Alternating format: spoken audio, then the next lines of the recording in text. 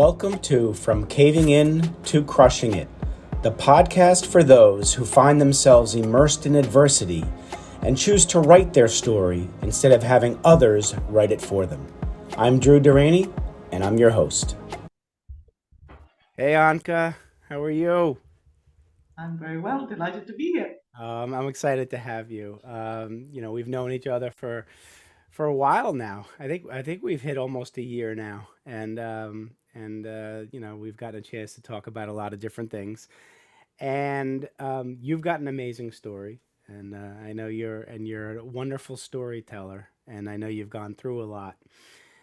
I'd like you to just tell us how you got to where you are, and emphasizing that it's not a linear road you traveled, and I'm really intrigued about. You're an amazing person, and I want to know how you got to be who you are. Oh, yeah, that's a bit of a loaded question. You're right. You can um, you can start. Well, I was born and I was in diapers, and start yeah, kind wherever of. you'd like. Yeah, I think there's one. I kind of don't want to really go, oh, that felt like, but there is one thing that I think I always find is worth mentioning that I actually grew up in East Germany, Okay. behind the wall, Right. right? Right. And it's not something that has anything to do with my life today, but it Right. has shaped the way I see the world. Okay. Great. Because when you grow up in a tiny country with no way out, Hmm. or like not even allowed to travel or to do anything beyond Right. those little, borders. At the same time, I always thought that felt like when you have like a parrot in a tiny cage, Yeah. where you have the bars of the cage are far enough apart so you can see what's on the outside. Hmm.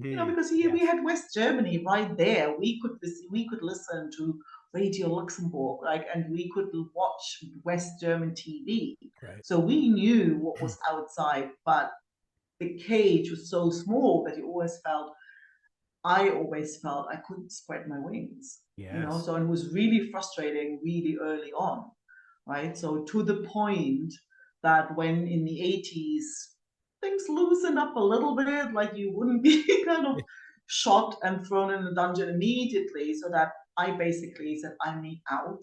Okay. I don't want to live my life on that little autopilot machinery. Right. You go through the thing and go through the motions all on that predefined little way where it's kind of safe, but also you feel you're just cruising slowly towards death with nothing in between. Yes. And Absolutely. I never wanted that, right? So I basically made the moves I needed to make. That's a story for another day, to Hmm. get out of East Germany before the wall came down. And about 2.5 years later, I get a letter and it says, so you no longer welcome here. You're on train XYZ on the 10th of February, 1989. Before you can go, we need you to get approval from all these different places, and then you can take whatever suitcase you can carry, and then you're going to leave the country and you won't come back. Wait. So explain that to me. How can so they how why would that letter come to you? What triggered that? It triggered that I basically handed in a letter 2.5 or yeah, almost 3 years earlier Uh-huh. saying, I want to leave the country. And the Oh, okay. response at the time was like, well, there's no legal basis for that. That's not a thing, right? But well, So you couldn't just leave. You internally, you oh, guys hell had, no. in order to want to No. leave, you had to Look, submit for approval? well, you had three options. One was to sort of try and physically cross the border, Right. which meant you might, if somebody sees you, you get shot, You might get killed, yeah. like Right. shot to kill. And or you could go and try and get out if you had like a close relative. If Okay. you had a sister who Mhm. happened to live in West Germany and had a round birthday, you could Right. apply to visit for a few days and then not come And then back, they'll come which back. means Okay. so you're out, then you don't come back, but then that's the thing, you can't take anything, like I literally, like, see. you Right. know. But then also, I never had that relative out there Mhm. that would allow me to travel, Right. right? Sometimes you would, if you look up in history, there's a lot of athletes, artists who Yeah. somehow, who went to international championships and never came Mm. back. Never Lots came of back. Cubans Yep. I've done ran that. off like that. Lots of Russians who went to international competitions and then just kind of like disappeared and never came back. Yeah. So I never had that chance because I never went to an international Yeah. competition because you only like look, you weren't even if you had any relation like relatives remotely, you never make it to the international team in whatever sports you do. Like, Oh. this was like, like that was pretty controlled. Oh my Who gosh. would I didn't ever get, realize that. or you Yeah. do what I did was like, okay, you just sort of hand in some paper and Okay. say, well, look, I want to travel, I want to do this, and they go away. That's not a thing. Okay. Right. But Right. internally, all of a sudden, like you were no longer welcome in there. Some people waited for 10 years. Whoa. Some people waited for 5. Some Okay. people didn't even remember that they applied, and all of a sudden, right? So it was just in the 80s, it almost picked up momentum that more and more people, and sort of, 2 to 4 years of Mhm. waiting where you didn't know if you ever get out and when you'd get out. So you Right. couldn't really plan anything. So you'd kind of burned your bridges in the country without having a ticket to get out. So that was that limbo. Right. That was the price to That was a pay to get risk you out. took. Yeah. You know, So when you that got was that like, letter, tell me how you felt yeah, when you got that letter. You were excited, excited. Yeah. excited, like Yeah. literally excited because all I could see was like, oh, this freedom on the other end Oh of that my page, gosh. I can't imagine that feeling. Okay. right? Yeah. And it didn't even dawn on me like until much later that it also meant that, oh, anybody I've ever known in my life, except my grandparents, because, when they have like people who no longer needed to work or to Mhm. kind of like, where they had to pay the pension, oh yeah, you Right. can go and not come back. Interesting. Yes. So grandparents would have maybe allowed to come and visit, but anybody else, Hmm. it was like that was a one-way ticket Wow. into who knows what, Yes, right? And exactly. all I could see was the opportunity, Yeah. right? Absolutely. And the reason I still find, like, the reason I find that's so relevant to how I lived my life was Hmm. because at that time, at like 23 years old, I got to see that most of the things that people like shy away from, that's not a one-way ticket. Mm. For me, it's Right. like, what's the big deal? Like, I've Yes, experienced what a absolutely. real one-way ticket is, Yes, you did. right? And so I compare anything, moving to a different country, changing careers, Yeah. starting a business, Hmm. any of those things where people go, oh my God, I don't know. I'm like, no big deal, right? If I don't like it, I can go back or I can do something else. There's Absolutely. nothing at stake here, Right. you know? I'll tell you that just that story, I could see how that shaped, at least, I mean, the Anka I know and the advice you've given me, and very helpfully, mind you, I can understand how that your perspective now could have been shaped by that Mm-hmm. entire experience. So thank you so much for sharing that. So now you're 23, you're out, and what did you do? Well, I thought, okay, I never got to finish university because, after all, in East Germany, you're not really welcome to study at state expense when you've made clear that you don't want to stay there. Hmm. So I had like a half finished, half started university degree that I wanted to finish because, Germany is not one of those countries where it's not very entrepreneurial. It's Hmm. very much like you need your piece of paper to be anybody. Yeah. So I went to the university that accepted quite a bit of what I'd already done. And I finished uni. Where was I this? basically, What I country was went, this? well, that was in West Germany. In West. I see. You started out Yeah, in West Germany. Okay. yes. Yeah. So I finished uni there, got my first job. And, 2 years into that, I got the opportunity to move to Australia. Ah. Well, Yep. I met an Australian. There we go. So it was, There's it your was like, opportunity. Right, right, yes, right. that was, but that was also one of those things. People go, oh my God, moving to Australia so far away. For me, it was like, oh my God, Australia's on the bucket list. Yep. And what's the worst that can happen? The worst that can happen is that I don't like it there and then I can come back. It's Yes. not a one-way ticket, There you go. Right. Absolutely. no big deal, Yep. you know, and that's why I went. And that's why a lot of, and I stumbled into the software development industry there, Okay. you know, because I found that a job as a translator, which was the career I'd studied, Hmm.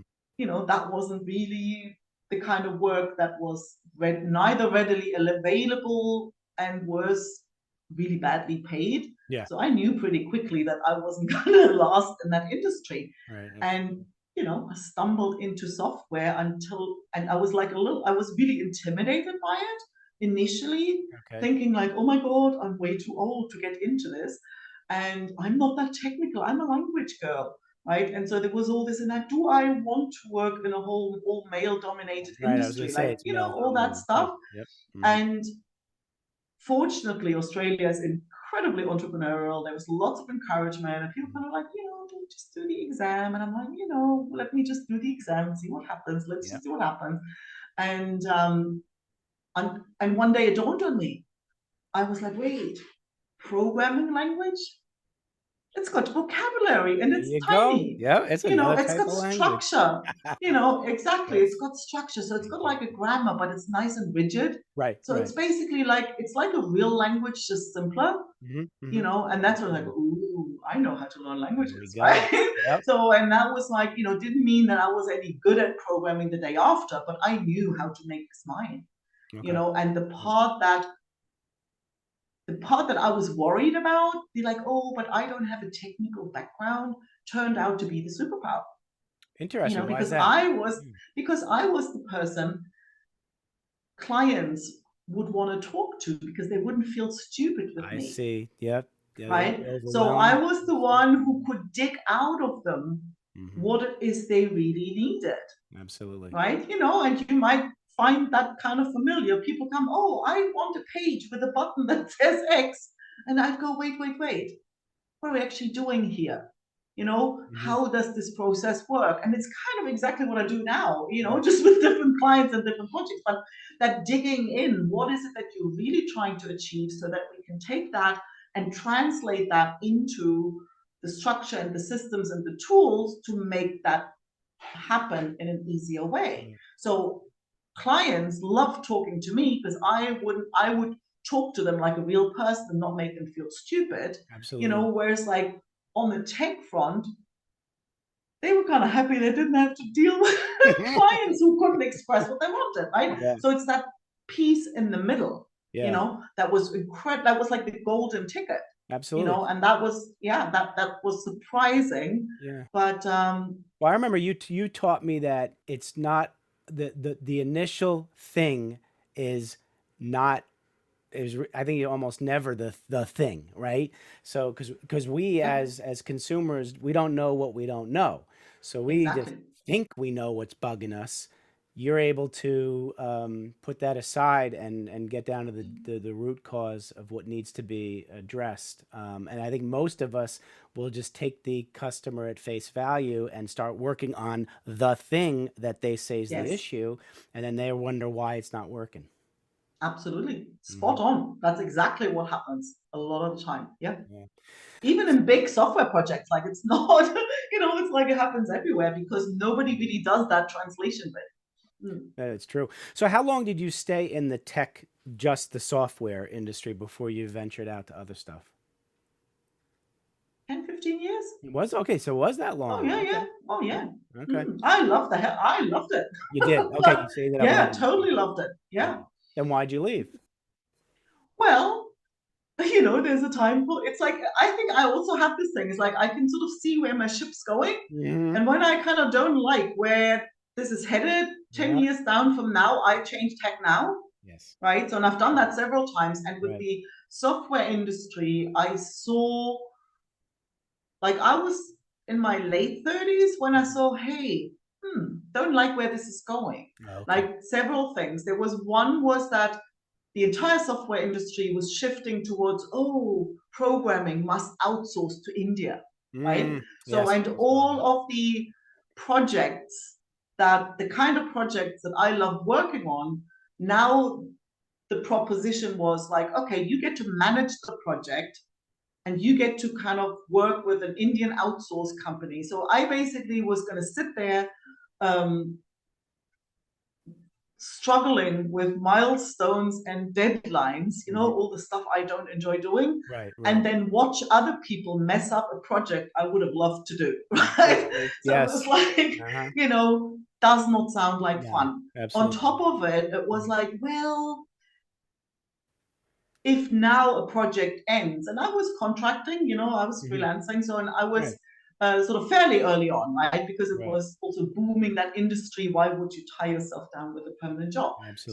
So there was also that moment where it was like, well, now if a project finishes, I pick up the phone and call a few friends, and I have a new project Yes. tomorrow. Right. 10 years from now, I don't want to send out programmers' resumes at 50 and Mhm. have some 25-year-old kid No. wondering what this grandma wants here, when it's really Yes. difficult to find Mhm. another project. And I don't Right. want to sit there nervous about about any restructuring kind of thing, Yeah. to kind of wonder whether I still have a job tomorrow, and then knowing that I'm going to struggle finding a new one. It's like I Mhm. want to be at the helm of my ship. Absolutely. Very I understandable. literally I threw my career in the bin because I wanted more job security. Good for you. Good for you. You You noticed, know, you recognized it early. So yep, what did yep. you end up doing? Well, why easy if you can have it exciting? Oh, of Uh, course. I ended up I'd learned some Spanish, Right. just for the fun of it, for a Right. bucket list trip to Peru. And I thought, Right. oh, so and I took trips to Spain all the time just to kind of practice my Spanish and really fell in love with the place. And it's like, oh, and I remember myself walking, through the historic part of town of Right. Granada and Right. thinking, oh my God, I hate the idea of having to go back to London. Uh-huh. What if I could live in one of those little whitewashed houses? And Ah. there was this idea, and I remember going back to London, and I'm sort of sitting there. Well, I was actually cutting a roughly flowery summer dress on my dining room table with Okay. some flamenco music playing in the back, thinking, so now let's just play with that idea. Like, if I was really to move to Spain, Okay. because the thing is that was at the same time where I was thinking, I don't like where the software industry is going, Right. right? So what if I was to move to Spain? What would I do? Like, Mhm. well, okay, so now let's just like take another step back. Like, what would I do if I didn't have to worry about money, language skills, paperwork, time? What if I didn't have to worry about anything? What would I do? Right. And I'm like, huh, I've got a very fancy, roughly polka dot dress on my cutting table. Oh, I'd love to have a little creative sewing studio where I would make. I was never interested in the fashion industry. What I Right. wanted to have like made to measure, and because the thing is, the process, it's exactly the same process as building custom software. See, that this is where this is intriguing me because, if you think about our brains, you got the IT stuff on one side, right? The one side of your brain, and now the creative artistic piece on the other. You're showing an alignment between the two in the sense of the process is Yes. identical. And that's pretty powerful. So now it's Australia, London, Spain, no more software. Now it's flamenco dresses. I want to hear this one. All right. Yeah. So that was basically, it was really funny because like a lot of time, oh my God, how can you do something so radically different? And I'm Yeah. like, look, in my mind, it's all the Yes. same It was not radically different because either. Yeah. not at all, right? And actually, in the process of that, I got to see that even building a business is exactly the same process. Okay. It's the very same creative process that we always go through to Okay. take That's any interesting. idea to reality. Like it's always the same process. And the Yeah. better you know that, the less likely you are to run after some silly proven No, successful, that's that great. just That's kind of great screws advice, you Anka. over. That's great advice because most entrepreneurs don't see that it's the Hmm. same. You can be in any industry, it's the same. Yeah. And I commend you for that, knowing that early on, because you're helping a lot of us not reinvent the wheel. So, Yeah, and recognizing that it does require some experimentation. So you're hmm, not chasing security where there isn't any, right, right. And you're right? embracing failure So because you learn from failure, right? yeah, I say like in my world, failure, it's like it doesn't even exist, Okay, good. Yeah. because in my world, it's like anything you put together, and that's like when you build software, Mhm. it's the same when you design a dress. You have an idea and then you kind of put something together and you try it out and you go, ooh, that's not quite the way I thought. Like, Mhm. let's adjust. And the same when you build a business. You come out with an idea and then you get feedback from clients. You go, oh, that's not really what I thought it would be. Well, let's take that information, adjust, and plan the next experiment. So Yeah, you totally. every Right. piece, Yep. every result you get is feedback from an experiment. Like you don't do an experiment and you get disappointed if the mouse runs in one direction rather than the other. It's just like, oh, isn't that interesting? Not quite what I thought would happen, So, right? Anka, would it be safe to say the word failure is not even in your vocabulary? Failure is No. feedback for you. That's the F word, Yeah, feedback. that's it. I Yes, love it. Yep, totally, absolutely. totally. Okay, Yeah, feedback. totally. And it's because that's the thing. What's failure? I actually I did a reel on that, but like Yeah.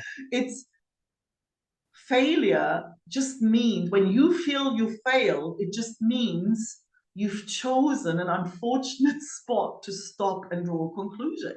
Right. And you're drawing your own conclusion that it's failure. It's Yeah. you And saying but it's a you can failure. just keep going because the Yeah. same thing Mhm. probably will look quite different Mhm. after the next round of experiments. You might Absolutely. find, usually you find, well, actually, this thing not quite going to plan has now opened up something else, or it's taught me something that's led me to here. So usually, Mhm. looking back later, you recognize the gift in it. Absolutely. Absolutely. So And that means just don't draw a conclusion, right? Just absolutely. use it Mhm. as the basis for the next step, for the next experiment. Fantastic. Okay, so they started doing the dresses. I've heard some of these great stories. Tell me your favorite story about the flamenco dress. God, I got there's so many, but but I think like literally in the context of what we just touched on, Uh-huh. right? Yeah. It's the biggest failure in there Hmm. has been the biggest gift, Yep. right? Hmm. Because what happened, like my business plan was literally, let's just see what happens. Yep. Yep. That was it. I downloaded a template for a business plan, but then I looked at it. I'm like, that's just a spreadsheet that requires me to make a bunch of stupid assumptions that make no sense at all. Because like Yeah. how can I forecast Yep. revenue when Absolutely. I don't even know whether a Spanish flamenco dancer would even consider having a dress made from a hobby sewist from Germany. It's like, that's kind of like there is only one way to find out. There's no Right. way to research anything. Right. All the assumptions didn't make sense. I totally bootstrapped it, so I didn't need the business plan for any funding or anything, Right. right? Right. So it was just like, let's just see whether I can find some poor sucker who'll buy a skirt I make. There you Like go. that was the business plan, really. Somehow I think you Now, found some. Let's yes, so now the thing is, that's also like a two-edged sword, right? Yeah. I still Yeah. to this day think this idea of, haha, this is funny, let's just see what happens, Hmm. is what made it possible, Right. right? Because I had nothing on it. It was literally like, yeah, I just want it out of my system. That's true. You I didn't just want set to see what deadlines on yourself. happens. Yeah, actually, No, you removed all the limits that we yes, usually put on ourselves. yeah. Yep. And I had nothing on this being successful. Right. Right? I always say I fear regret way more than failure. I didn't Mm. care whether this worked out or not.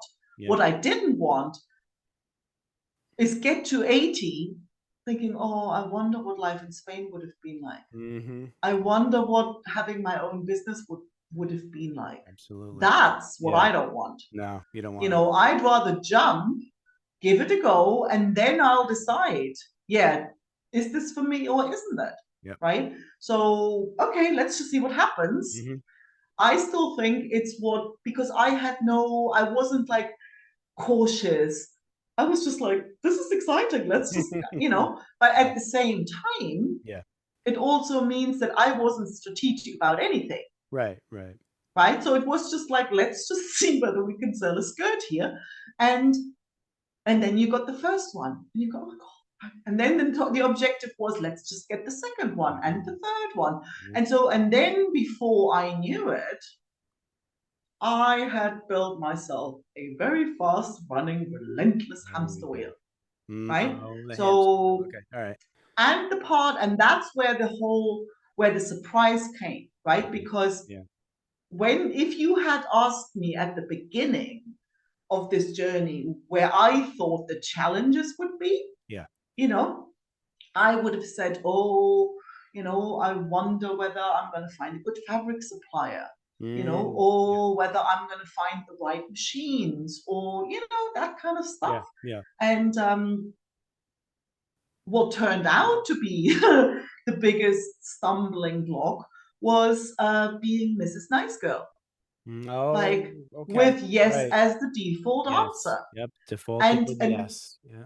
so, and I mean, again, there was a lot of like, I don't kind of beat myself up for it. It's like, oh boy, the innocence in it, Yeah. right? Yeah. Because Absolutely. I had a sewing business. It was made to measure. It wasn't like a shop. It was like a studio where Right. people would come and say, hey, I want a dress and I want it like this.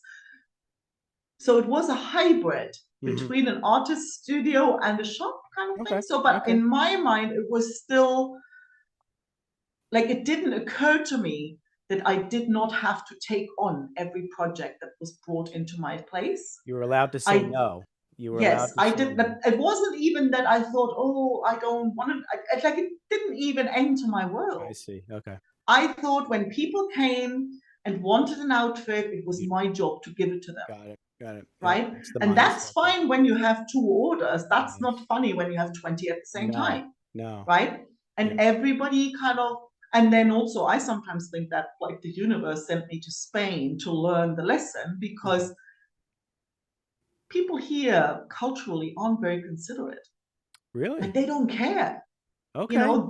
They want their thing and they want it They now, want it and now. they Okay. don't care. And you have to, like, a wishy-washy wimpy no, they walk all over it. All And right. they did. So you, because of that, you conformed to what their expectations Yeah. were, and you were a yes Because person because. absolutely, Yeah. my mom used to say to me when I was 10, like, you're too nice. People take Mm, advantage of you. I didn't even feel it, right? okay. Yeah. But in any other country, in the UK, in Australia, culturally, they consider it. They're not going to ask you anything unreasonable. Okay. Oh, Spanish clients will. Spain Hell does. yeah, Okay. All right? right. So they will go and you go say, oh, I'm really sick. Like, I've got like high fever. I'm feeling horrible. They go, I'm really sorry. Well, I need my dress tomorrow, right? It's like, I will pay lip service to whatever's going on for you, Mm, but I will want my thing and I yeah. don't care how Yeah. you do it, right? Yeah. So even if I say, oh, I can't do it, yeah, but I need it. Like, they even, a Jeez. gentle no, they will walk straight Walk over it, straight over you. Okay. right? Yeah. So I really struggled with that, Okay. because there I was, right? And we talked about that. There I Yes, we was did. thinking, how can I be of service and nice and gentle and generous without being Without walked being all walked all over, over. Yes. right? Yes. How can I set my boundaries Hmm. without turning into, you know, You can say it. a tough bitch, an asshole, right? There we So, go. and I thought, I don't Yeah. want to be tough. I Yeah. don't want to be like yelling back, and I don't want to be like that, but I couldn't see how I could have both. It didn't Right. even occur to me. Yeah. It happens And to a lot saying of us. no didn't see, saying no didn't, when I came to a point that I wish I could, Yeah. I didn't think it was possible because, Granada's a small place. The Hmm. flamenco world's a small world. Everybody knows each other. Right. If I say no, no to No. one, she's going to get upset and then she won't come back and Right. she's going to talk about me and then her friends won't come back. And next thing I know, I'm going to be homeless in the street. So all these assumptions, you're forecasting the future Mm, that probably never would happen. well, that's the thing. And I didn't get to see that until I was so burned out Yeah.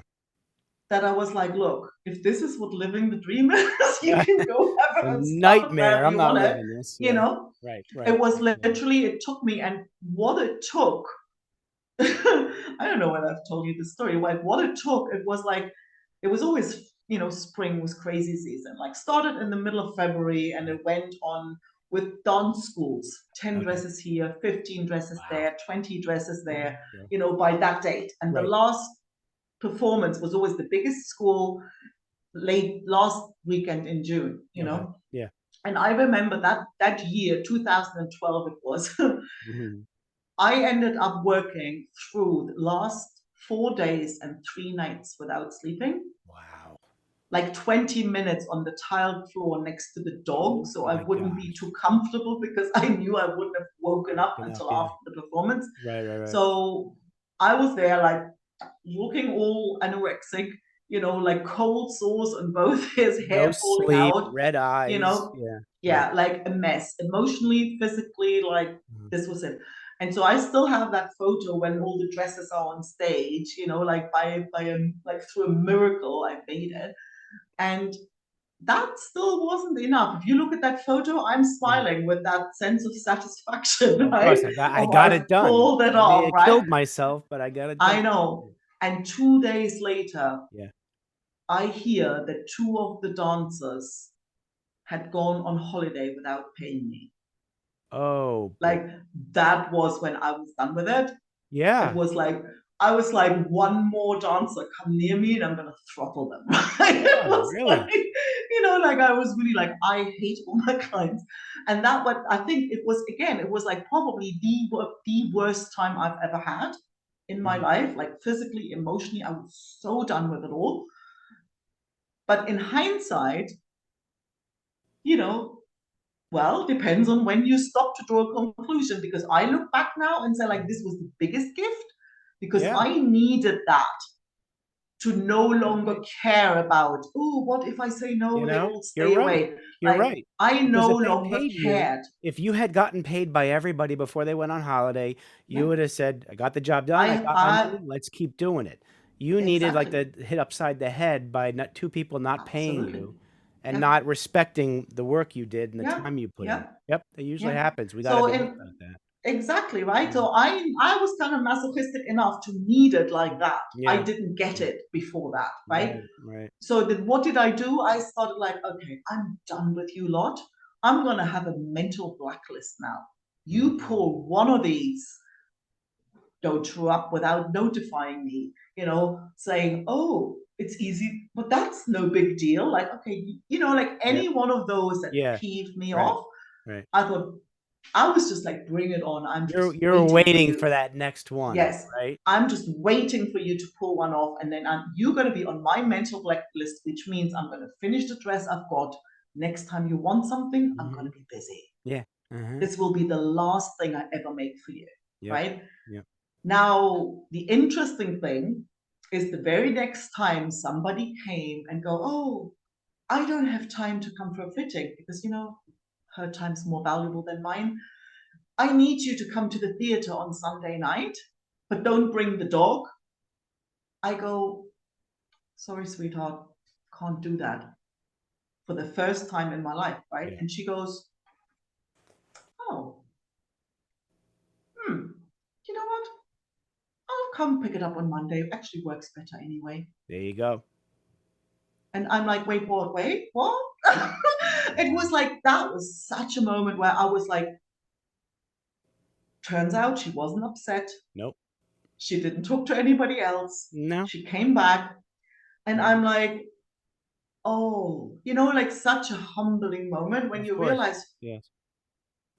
that whole pressure, it never Mhm. came from them. No. Yep. You put the pressure on yourself. It was my assumption Mhm. that saying no meant unhappy customer. Yep. and saying yes means happy customer. Yeah. No, it's And very that well was the said. moment where I got to see that that connection wasn't there, Nope. Nope. that there was no connection. Nope. Sometimes you say yes and they'll be happy. Sometimes you quite like way more often than I ever imagined.